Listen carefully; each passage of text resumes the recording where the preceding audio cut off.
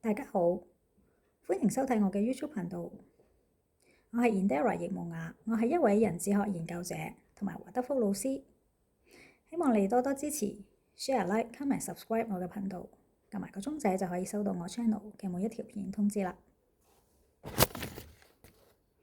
上一條片就講到 Steiner 斯泰納由出世去到佢上中學期間，一直有做家教老師支付自己嘅學費。之後佢曾經教過一位10歲患有腦積水、缺乏學習能力嘅小朋友，教到佢恢復咗學習能力。之後嗰位小朋友仲成為醫生嘅神奇故事喎。由於斯泰納喺學校成績一向都好好，佢18歲嘅時候就獲得咗獎學金，以特優榮譽獲准入咗維也納科技大學就讀。過咗幾年，佢受邀請去到德國國家文學嘅機構嗰度做編輯，開始整理歌德嘅自然科學作品。過咗幾年，又去咗歌德直立文獻中心 Goethe and Schiller Institute 嗰度做嘢，亦都係負責編輯歌德嘅文章。佢對歌德嘅色彩理論同埋藝術作品都有研究嘅。所以歌德對 Steiner 嘅影響係非常深遠。去到 Steiner 30歲，即係1891年嘅時候，佢就喺 University of Rostock 羅斯托克大學完成咗博士學位。佢嘅論文係《真理與科學》。3年之後 ，Steiner 係出版咗佢嘅代表作《自由的哲學》（Philosophy of Freedom），連同佢歌德色彩理論《真理與科學》3本書，係佢研究歌德同埋佢自己哲學嘅心血成果。咁去到1900年嘅時候，就係佢39歲嘅時候，就係佢人生嘅分水嶺啦。嗰一年，斯泰納係受邀去到神智學會 Theosophical Society 嗰度演講。當時佢係主講尼采同埋歌德。呢個神智學會係喺1875年成立。當時神智學會嘅主席安妮貝贊特夫人 Annie Besant， 即係片頭嗰位女士，佢非常之賞識斯泰納。於是2年之後，斯泰納就成為咗神智學會德國分部嘅秘書長。講到神智學會，就要講到我喺大學時代嘅經歷。喺90年代，當時我仲喺大學讀書，我就經常喺香港嘅書店嗰度逛同埋買書嘅。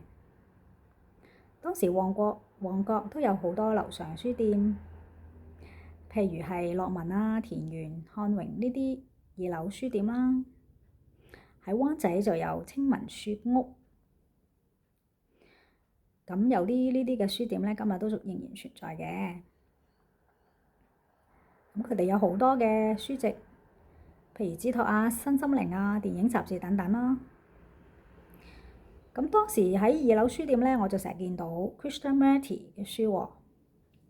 佢就講到係一個心靈大師嘅著作。咁我好奇心驅使就買咗幾本嚟睇嘅。到而家我都仲 keep 咗2本嘅喎。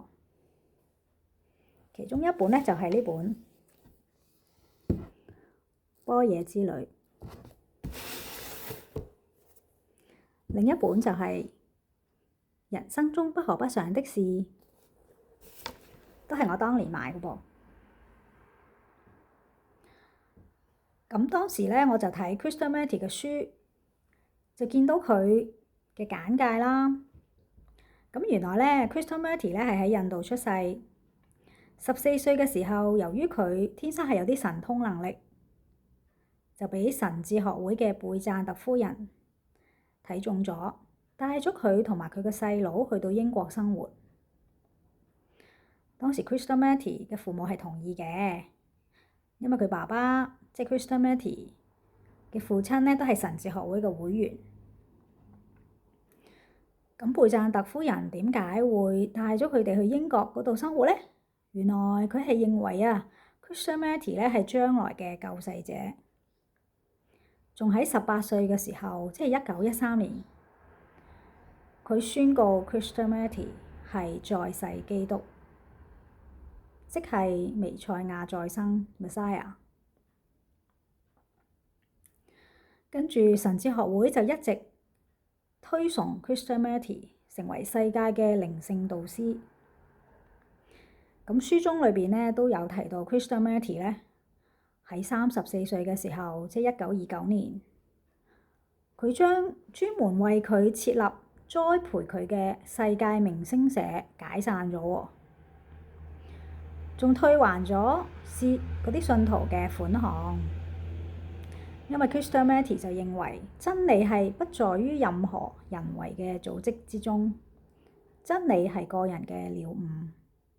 一旦落入咗組織或者個人崇拜，人嘅心智就會變得僵化、定型、軟弱同埋殘缺。我當時90年代讀到佢呢一個經歷，都覺得非常之震撼。不過當年我係未認識斯泰納，所以唔知道佢同人智學嘅關係。直到2000年左右，我就開始接觸人智學，先知道兩者嘅關係喎。究竟 Krishnamurti 同埋 Steiner 有咩關係呢？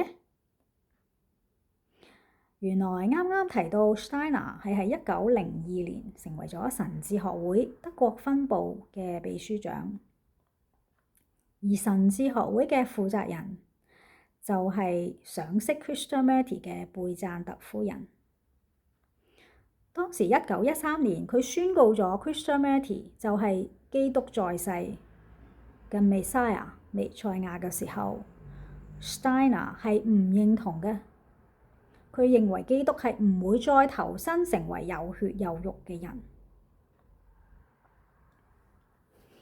而且斯泰納佢當時亦都逐漸將自己嘅學說整理成為獨特嘅學問，稱為人智學 Anthroposophy。所以 Steiner 就喺1913年辭去咗神智學會秘書長嘅職務，並且成立咗人智學會 Anthroposophical Society。由於呢條片主要係講述斯泰納嘅生平，所以 Krishnamurti 嘅其他事就暫時唔講啦。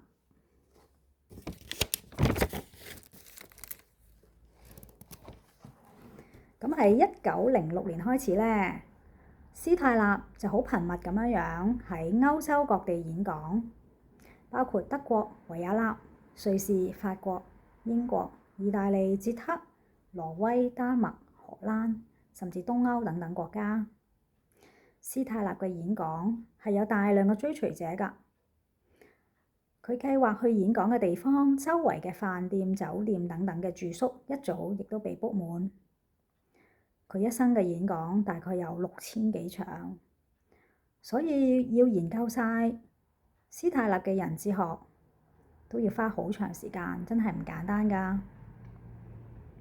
斯泰納一生係結過2次婚，第一次係1899年38歲嘅時候同 Anna Unica 女士結婚。咁 Anna 女士喺1911年呢係去世㗎。跟住1914年 Steiner 58歲嘅時候就第2次結婚，太太係 Marie von Sifus 女士。喺1913年，位於瑞士 Donna 嘅歌德館 Goetheanum 成為人智學嘅總部，係匯集咗好多藝術家同埋義工所建成，全部都係木建築同埋雕塑嘅藝術成果。不過可惜，1922年12月31日除夕夜，有人將 Steiner 同埋其他人用咗10年左右建設嘅哥德館放火燒毀。我2個禮拜之前睇到呢一度都流下眼淚，為此感到非常可惜。大火之後，斯泰納同埋其他人都非常沮喪傷心，但係好快，斯泰納就從失望之中恢復過嚟。佢好快就將木造哥德館原初嘅設計改變，改造成水泥嘅建築，變成咗第2座重生嘅哥德館。喺當時1923年，水泥建築係非常之少有同埋特別嘅。同年，人智學會重整，Steiner成為咗人智學學會嘅總會長。1924年，Steiner 由於大量嘅工作同埋演講，患有重病，但係佢仍然竭盡所能咁樣教學同埋貢獻。1925年嘅時候，斯泰納64歲，喺3月30日去世。佢創立嘅人智學影響深遠，喺教育、音樂、舞蹈、戲劇、哲學、心理學、自然醫學、建築、農耕等等範圍都有或多或少嘅影響。咁斯泰納嘅一生就大概講到呢度。之後我會將人智學嘅基本理論逐樣講述，希望你哋繼續支持，多謝你哋嘅收睇，再見。